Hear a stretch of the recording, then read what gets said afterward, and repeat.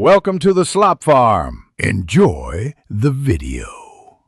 In this video, I will explain how to make a ledger in Marg. First, open your Marg software and go to the master menu.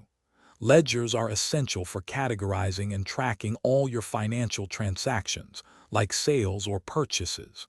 From the master menu, simply select Ledger Master, then Ledger, and finally New Ledger to begin the creation process. This is your first step to organized accounting. Once you are on the new ledger screen, carefully enter the ledger's name, such as a customer or supplier. Next, it is crucial to select the correct account group. For example, sundry debtors for customers or sundry creditors for suppliers. This classification ensures proper financial reporting. If the ledger has an existing balance, input the opening balance, indicating whether it is a debit or credit amount. Beyond basic details, Marg allows for further customization. You can enter comprehensive address and contact information for your parties, including their email and PIN code. For customer ledgers, it is beneficial to set credit limits and credit days to manage outstanding amounts effectively.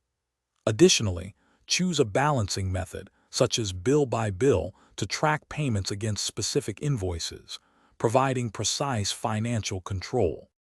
After entering all the necessary information and customizing your options, remember to save your new ledger entry. The software will prompt you to save, so confirm your choices. It is a good practice to then navigate to the ledger list and verify that your newly created ledger appears correctly with all the details. Once confirmed, your ledger is fully prepared to record and manage financial transactions within Marg software. Thanks for watching. Consider subscribing if we helped you today.